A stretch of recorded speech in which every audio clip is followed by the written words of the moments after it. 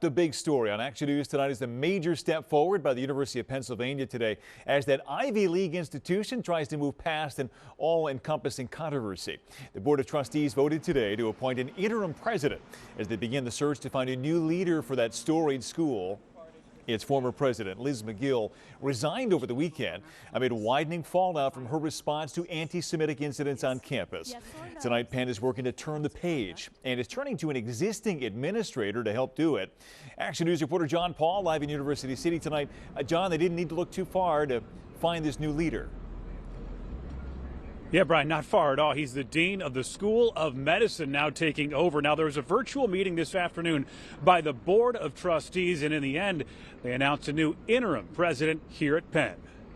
After a tumultuous 2 weeks for the University of Pennsylvania, new leadership is now taking over the school. Today, we will consider a resolution regarding the appointment of our interim president. The meeting lasted just 2 minutes, and the decision was unanimous.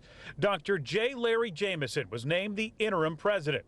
He was the executive vice president of the University of Pennsylvania Health System and dean of the Perelman School of Medicine, which collectively makes up Penn Medicine. The interim chair, Julie Barron-Platt, says Dr. Jamison is the longest-serving current dean. I would like to thank Dr. Jamison for his willingness to serve in this important role.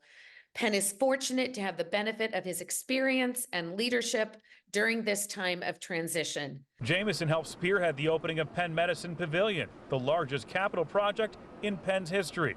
He spoke earlier this year after a pair of professors from Penn won the Nobel Prize for mRNA research. Since the rollout of the 2 mRNA vaccines in 2020, millions of lives have been saved. The change in leadership comes just 3 days after the abrupt resignation of Liz Magill.